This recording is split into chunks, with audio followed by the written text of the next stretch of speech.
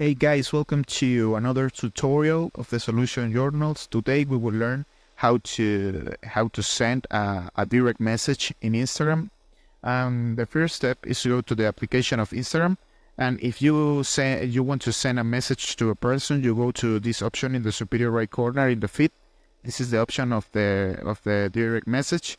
You pick and continue, and here you can send a specific message to a person, like in a chat, like in WhatsApp or Facebook Messenger. You got the direct message in Instagram, and if you can see, I got a lot of a lot of chats. But if you want to search a person, you pick here.